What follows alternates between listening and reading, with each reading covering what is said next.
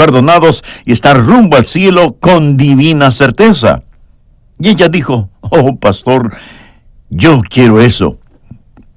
Así que le guié en oración, ella oró y pidió a Cristo que entrara en su corazón, perdonara sus pecados y le salvara eternamente. Me volví hacia la familia. Su yerno estaba ahí. Y yo le dije, ¿no es maravilloso que ella sea salvado? Y ¿saben lo que él me contestó? Nadie puede saber que es salvo. Yo le dije, oh, por supuesto que sí. Pero él obstinadamente respondió, no es cierto. Lo mejor que una persona puede hacer es decir, espero que me salve. Entonces compartí con él un versículo de las Escrituras, el mismo versículo que va a ser nuestro texto de estudio. Primera de Juan 5, versos 11 y 12. Y este es el testimonio, que Dios nos ha dado vida eterna, y esta vida está en su Hijo. El que tiene al Hijo tiene la vida. El que no tiene al Hijo de Dios no tiene la vida. Y de inmediato viene un versículo formidable. Estas cosas os he escrito a vosotros que creéis en el nombre del Hijo de Dios, para que, ahora por favor ponga atención a las siguientes palabras, para que sepáis que tenéis vida eterna. Puede sentir la fuerza de esa expresión, para que sepáis que tenéis vida eterna. No dice para que tal vez tengáis la vida eterna, sino para que sepáis que tenéis vida eterna. Seguridad firme como una roca de que tenemos vida eterna. Cada cristiano debe tener este privilegio. Usted no debe ser un signo de interrogación con su cabeza agachada, pensando si será salvo o no. Más bien debe ser como un signo de admiración, firme y erguido, diciendo, gracias a Dios, sé que si muero este momento iré al cielo. Y sé que estoy viviendo este día en el poder del Espíritu Santo, quien vive en mí, porque he sido redimido y salvado por su divino poder. Estas cosas os he escrito a vosotros que creéis en el nombre del Hijo de Dios, para que sepáis que tenéis vida eterna. Pero note que estos versículos también nos dicen que podemos dudar. Porque si no pudiéramos dudar, ¿por qué razón Juan hubiera escrito esto? Juan escribió para aquellos que pudieran dudar, a fin de que no lo hagan. Ahora, si usted tiene dudas, no significa que usted no es salvo. Pudiera ser que no sea salvo, pero no necesariamente significa que no tenga dudas. Usted puede ser salvo y, sin embargo, tener dudas. Vamos a hacer una prueba.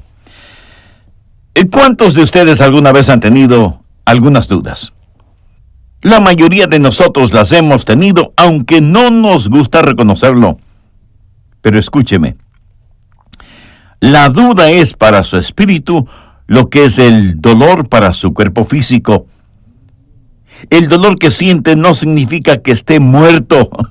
Significa que algo anda mal. De hecho, la gente muerta ya no siente ningún dolor. Así que la duda es, en cierta forma extraña, como una rara afirmación de fe. Usted duda solo aquello que cree. Por lo tanto, es posible tener dudas. De lo contrario, Juan no hubiera escrito esto. Pero también es maravilloso el tener seguridad. Por eso escribió, estas cosas os he escrito a vosotros, que creéis en el nombre del Hijo de Dios, para que sepáis que tenéis vida eterna. La seguridad de su salvación es extremadamente importante, y no estoy hablando de preferencias denominacionales, ni de pequeñas idiosincrasias doctrinales, ni de opiniones políticas. No estoy hablando de cosas que tienen importancia solo en este mundo. Estoy hablando acerca de la vida eterna. Estoy hablando de su alma. Cuando Dios le hizo, sopló en sus narices el aliento de vida y usted vino a ser un alma viviente. Usted no puede dejar de existir a menos que Dios mismo dejara de existir. Su alma vivirá sin fin, sin tiempo, sin medida, o bien en el cielo, o en el infierno. Cuán importante es, por lo tanto, el que usted sepa absolutamente y con certeza que usted es salvo. Y vamos a pensar en eso un poquito. Primero, ¿cómo somos salvos? Y luego, ¿cuáles son los resultados? ¿Cuáles son las pruebas? ¿Cuáles son las evidencias de que eso ha sucedido? En el capítulo 5 de 1 de Juan, en el verso 1, leemos: todo aquel que cree que Jesús es el Cristo es nacido de Dios. Ser nacido de Dios es otra forma de decir que es salvo, es ser nacido de nuevo. Y eso es claro y sencillo de entenderlo. La forma en que usted se salva es creyendo en el Señor Jesucristo. Jesús, cuyo nombre significa Jehová salva, es el Mesías. Usted cree eso y confía en eso. Y algo sucede y usted es nacido de nuevo. Y si usted me pregunta, pastor, ¿es así de simple? Sí, es así de simple. Es gloriosamente simple y simplemente glorioso. En Hechos 16:31 tenemos lo mismo. Cree en el Señor Jesucristo y serás salvo. Amigo, esto no está tan alto que nadie pueda alcanzarlo. Está más bien tan bajito que son muy pocos los que quieren agacharse para tenerlo. Es así de sencillo. Usted se salva al confiar en el Señor Jesucristo. Ahora, la palabra creer no significa un creer intelectual. El diablo tiene esa clase de creencia. Más bien es una palabra que significa confianza y compromiso, entrega. Esto está explicado en otro versículo. Busque, por favor, Efesios 2, los versos 8 y 9. Dios lo hace abundantemente claro porque Él quiere que usted se salve. Y aquí nos dice no solo lo que nos salva, sino también lo que no nos salva. Y esto es lo que dice en su palabra: porque por gracia sois salvos por medio de la fe, y esto no de vosotros, pues es don de Dios, no por obras, para que nadie se gloríe. ¿Qué es lo que no nos salva? Pablo dice: porque por gracia sois salvos por medio de la fe, y esto no de vosotros. O sea que nosotros mismos no podemos salvarnos. Lo comprende, ¿verdad? Pero continúa diciendo, no por obras, para que nadie se gloríe. Ahí lo tiene.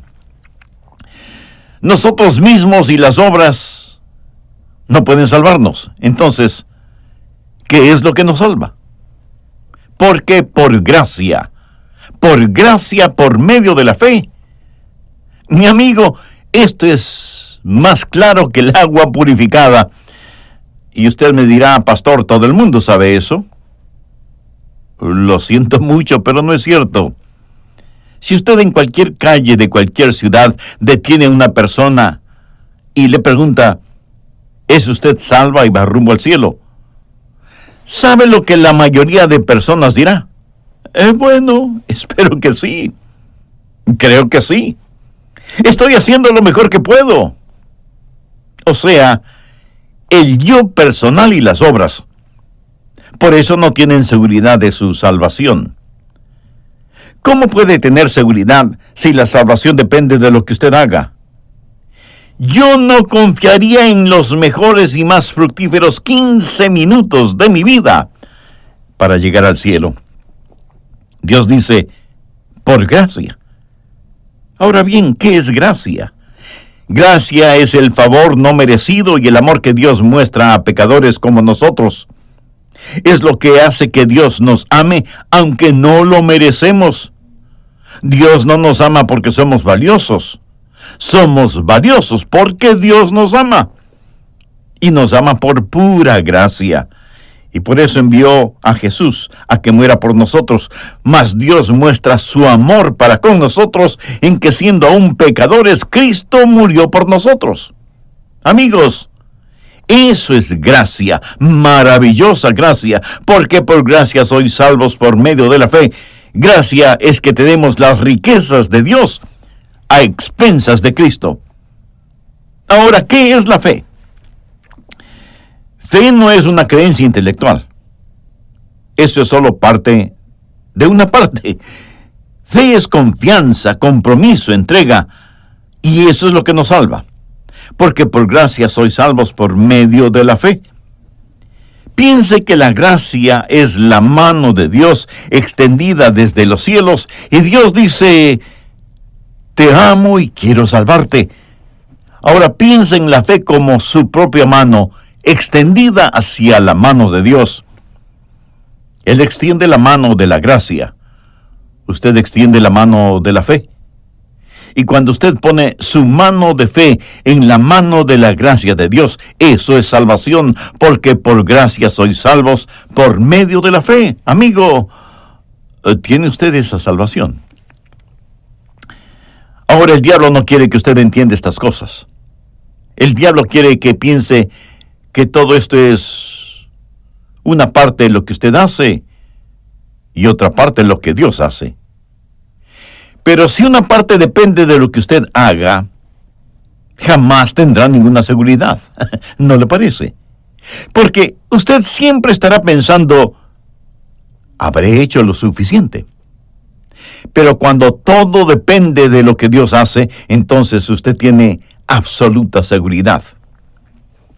Usted me pregunta: pastor, ¿está seguro de su salvación? Pues absolutamente seguro. Y usted me dice: parece que está muy seguro de usted mismo. No, mi amigo. Yo no tengo ninguna confianza en mí mismo. Y por eso sé que soy salvo. Si tuviera confianza en mí mismo, no tendría esa seguridad. Mi confianza está depositada en la gracia de Dios.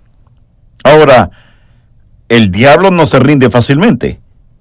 Y por eso dirá: esperen un momentito. La verdad es que esto es como todo lo demás, una parte obras y otra parte fe. Es gracia y obras. Amigo, usted escuchará a mucha gente decir: yo hago mi parte y Dios hará su parte. Y eso suena tan bien, ¿verdad? Y dicen que es como estar en un bote en medio de un lago. Si solo rema con un remo, el de la fe, usted solo estará dando vueltas hacia un lado. Si solo usa el otro remo, el de las obras, estará dando vueltas hacia el otro lado. Pero, dicen ellos con una sonrisa en el rostro, si usa ambos remos, fe y obras, entonces podrá navegar hacia donde quiera ir en el lago. Y verdad que eso suena muy lógico. Pero hay una cosa incorrecta con esa ilustración. Nosotros no vamos al cielo en un bote de remos. Nosotros vamos al cielo por la gracia de Dios. Pablo en Romanos 11:6 dice: y si por gracia, ya no es por obras. De otra manera, la gracia ya no es gracia, y si por obras, ya no es gracia. De otra manera, la obra ya no es obra. ¿Qué significa esto? Que no es parte gracia y parte obras. Eso es imposible. Es todo de gracia. Cuando usted pone su mano de fe en la mano de la gracia de Dios, cuando usted dice: Dios, soy un pecador, estoy perdido, no puedo salvarme a mí mismo, no merezco ser salvo, nada tengo en mis manos para poder aferrarme a la cruz de Cristo. Señor, confío en ti para salvarme. Cuando usted dice eso, cuando usted dice esas cosas, esas palabras, usted será salvo. ¡Gloria a Dios! Todo aquel que cree que Jesús es el Cristo es nacido de Dios. ¿Cuál es el resultado? ¿Cuáles son las marcas de quien ha nacido de nuevo? ¿Cuáles son las marcas de nacimiento del creyente? La epístola de Juan fue escrita para darnos esa absoluta seguridad. La palabra saber es mencionada por lo menos 40 veces en esta epístola. Y Juan menciona las formas en que podemos saber que hemos nacido de nuevo. Son 3 cosas básicas en lo que yo llamo la prueba de la seguridad, para saber si usted tiene o no el derecho de decir: alabado sea Dios, y yo sé que soy salvo. Primero tenemos la prueba del señorío de Cristo. Es Jesucristo el Señor de su vida. En 1 de Juan 2, desde el verso 3, leemos: y en esto sabemos que nosotros le conocemos, si guardamos sus mandamientos. Note que no dice que somos salvos por guardar los mandamientos. No, la salvación es un regalo de Dios. Dice que sabemos que le conocemos si guardamos sus mandamientos. Sigamos leyendo el texto.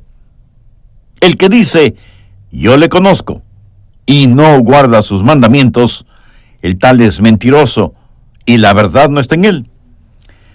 Le diré algo acerca del apóstol Juan. Él no se anda por las ramas. Él no está usando terminología esotérica aquí. Si usted dice que es salvo y dice que conoce a Dios y no guarda sus mandamientos, usted es un mentiroso. Usted dirá, un momento, Pastor Rogers, ¿me está diciendo que si rompo cualquiera de los mandamientos de Dios no soy salvo? No, no estoy diciendo eso. Porque no hay ni uno solo de nosotros que no haya fracasado y pecado en alguna parte, de alguna manera, después de haber sido salvo. Esa es la verdad. Y Juan entiende eso. Escuche lo que dice en el capítulo 1, verso 10.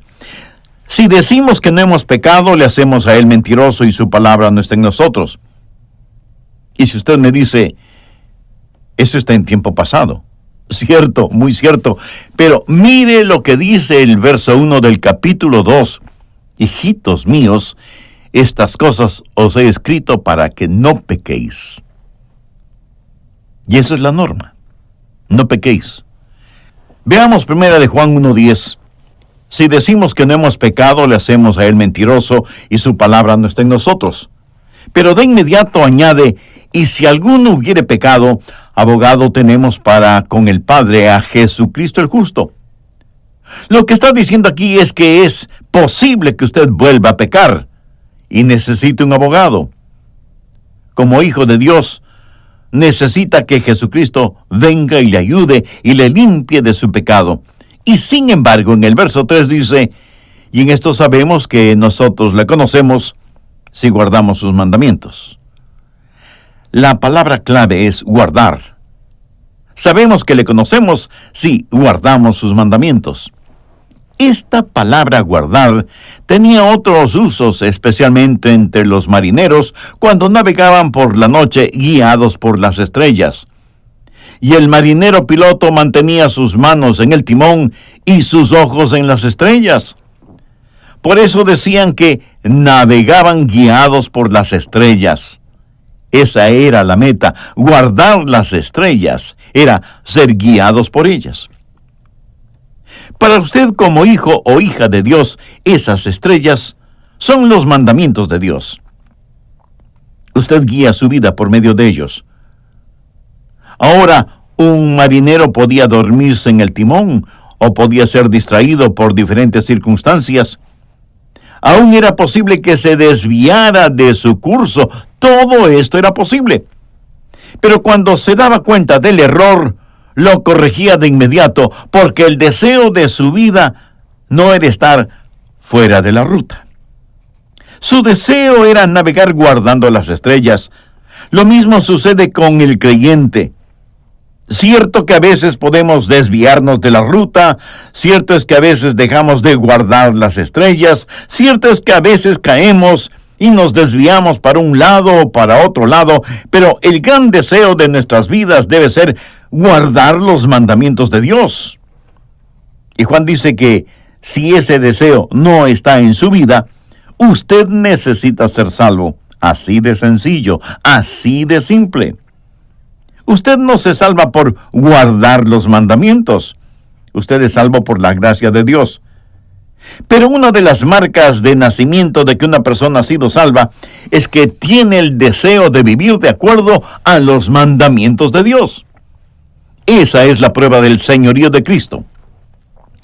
Jesús dijo en Lucas 6:46, ¿por qué me llamáis Señor, Señor, y no hacéis lo que yo digo? La Biblia dice, cree en el Señor Jesucristo. No hay tal cosa como, yo quiero a Cristo como Salvador.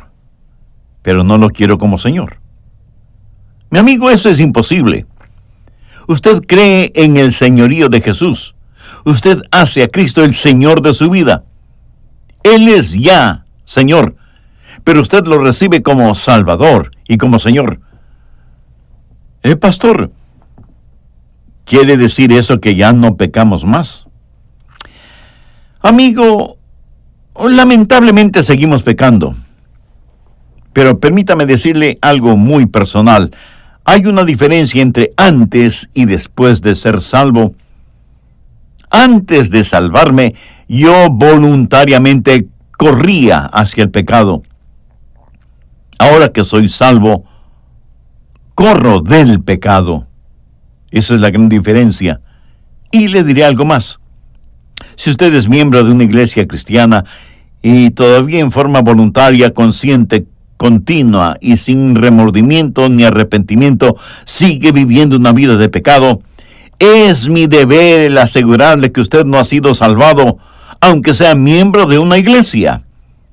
Es mi responsabilidad solemne el decirle que le espera un muy rudo despertar en el día del juicio final.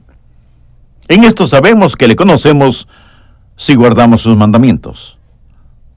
La segunda prueba es la del compañerismo. Déjeme, le muestro lo que Juan tiene que decir al respecto. Busque Primera de Juan 3:14. Nosotros sabemos que hemos pasado de muerte a vida en que amamos a los hermanos. El que no ama a su hermano permanece en muerte. Eso es lo que dice el apóstol. Ahora veamos lo que dice Primera de Juan 4:20 y 21. Si alguno dice, yo amo a Dios, y aborrece a su hermano, es mentiroso.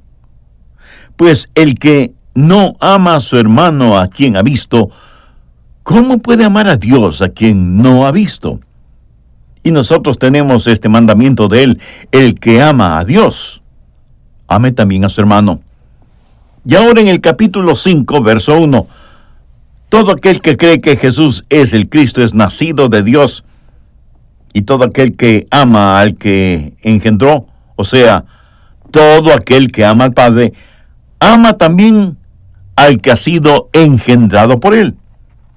Cuando usted ama al Padre Celestial, ama también a sus hermanos y hermanas en Cristo. Es uno de los distintivos del que ha nacido dos veces. Es una verdadera prueba. Verá, cuando usted es salvo, quiere estar con los hijos de Dios. Hay personas que dicen, yo puedo adorar a Dios solo, no necesito ir a la iglesia, Dios conoce mi corazón, Él sabe que le amo, no necesito reunirme con los demás hermanos.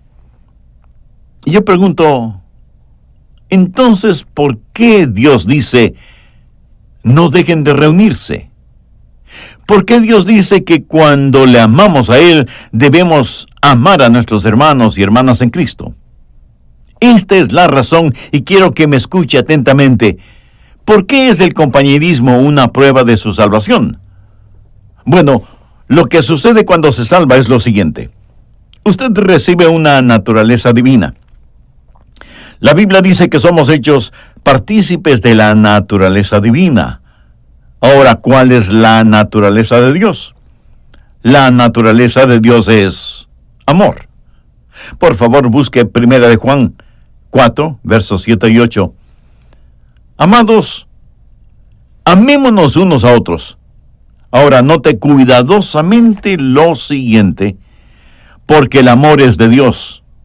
Todo aquel que ama es nacido de Dios y conoce a Dios. El que no ama no ha conocido a Dios, porque Dios es amor. Si usted no tiene ese amor en usted, quiere decir que no es partícipe de la naturaleza divina. Y el apóstol aquí no está hablando de amar solo a Dios, está hablando de amarse unos a otros, porque Dios es amor. Por lo tanto, sería absurdo el que usted diga, he nacido de Dios, tengo su Espíritu Santo en mí, la naturaleza de Dios está en mí, pero simplemente no puedo amar a los hermanos. Y hay otra razón para que usted pase la prueba del compañerismo. No solo es la naturaleza del creyente, sino que también es la naturaleza de la iglesia. ¿Qué es la iglesia? Y no estoy hablando de los edificios, estoy hablando de la gente. La iglesia es el cuerpo de Cristo y es la novia de Cristo. En la Biblia encontramos la siguiente analogía: la iglesia es como un cuerpo, Cristo es la cabeza y todos nosotros somos miembros de ese cuerpo. Bien, si usted ama a Jesús, usted no puede amar solo su cabeza y no amar el resto del cuerpo. Si usted me dice, pastor, amo su cabeza, pero no me importaría pisotear su cuerpo, eso no le haría demasiado feliz a mi cabeza, ¿no le parece?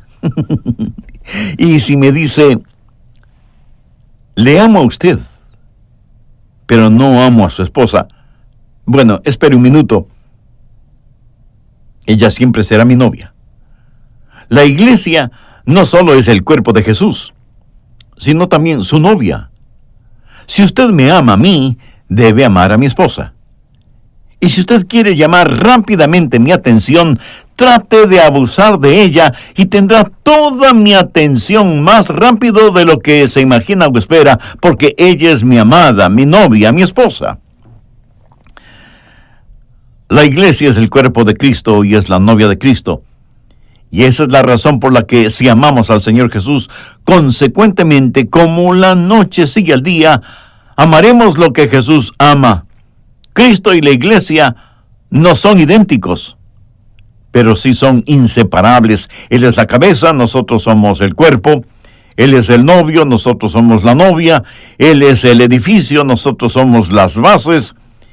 Y todo está en el Señor Jesucristo y su iglesia. Así que si usted es un creyente, debe tener compañerismo con una iglesia bíblica, evangélica, neotestamentaria. Y quiero decir compañerismo constante, ser parte de la iglesia de Cristo y no solo un visitante ocasional. La tercera prueba es la de las relaciones. La salvación es una relación vital con el Señor Jesucristo. Veamos 1 de Juan 5, versos del 11 al 13. Y este es el testimonio, que Dios nos ha dado vida eterna y esta vida está en su Hijo. Por favor, subraye eso. ¿Quién es el Hijo de Dios? El Señor Jesucristo. La vida está en su Hijo. El que tiene al Hijo tiene la vida. El que no tiene al Hijo de Dios no tiene la vida. Estas cosas os he escrito a vosotros que creéis en el nombre del Hijo de Dios, para que sepáis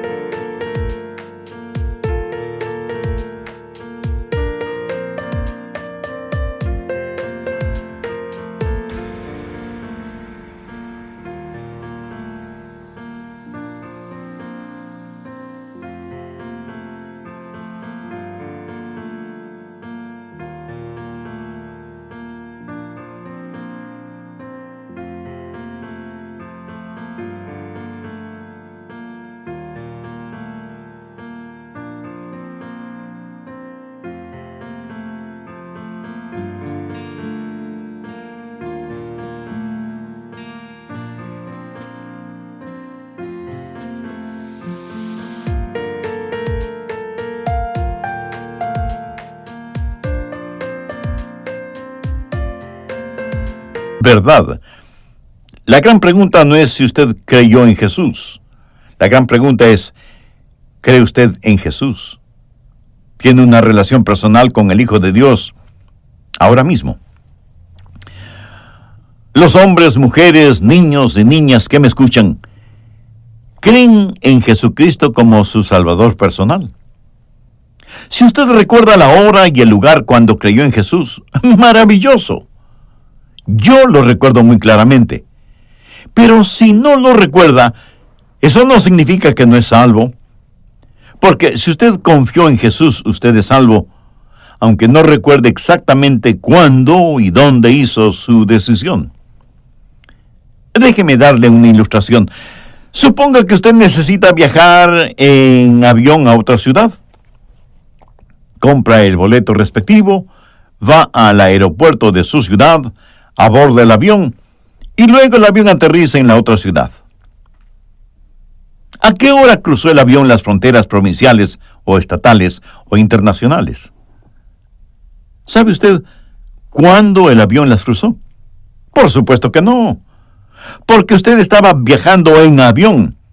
Pero ahora suponga que viaja por carretera de una ciudad a otra, de un estado a otro o de un país a otro.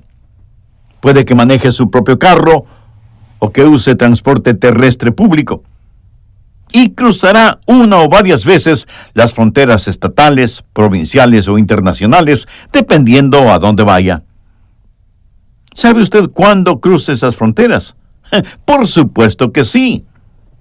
Usted verá al borde del camino letreros de bienvenida a tal o cual ciudad. Ahora, sea que viaje por avión o en carretera o por tren, siempre cruzará esas fronteras. ¿Cómo sabe que las cruzó? Sencillamente porque se encuentra en la ciudad a donde iba. Ahora escuche atentamente lo que voy a decir.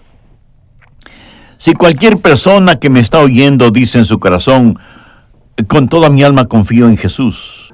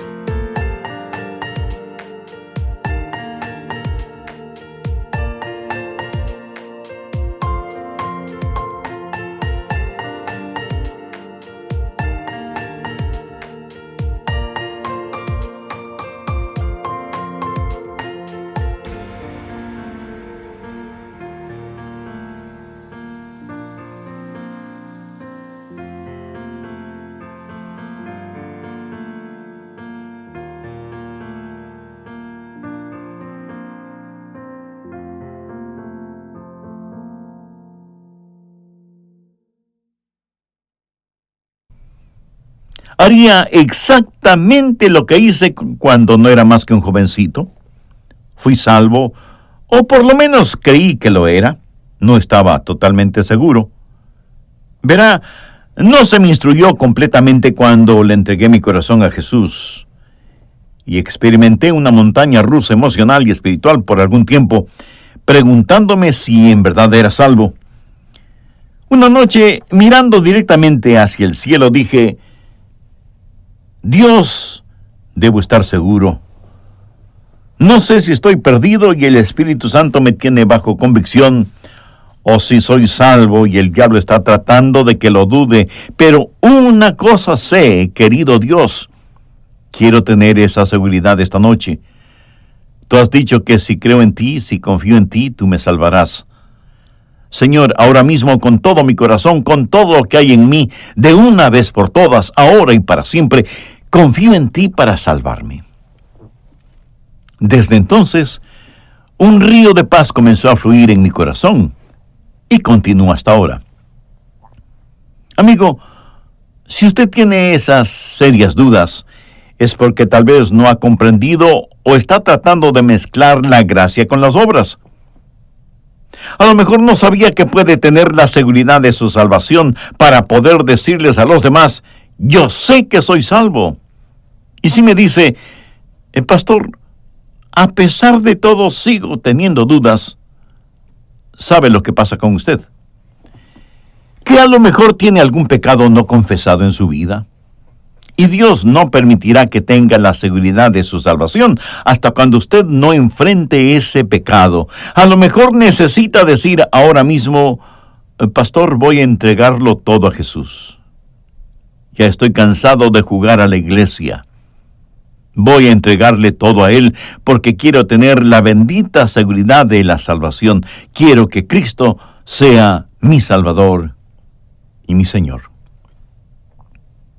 Mi amigo, mi amiga, si usted toma esa decisión en forma sincera, con fe y convicción, usted sabrá sin ninguna duda que es salvo y su destino eterno es el cielo.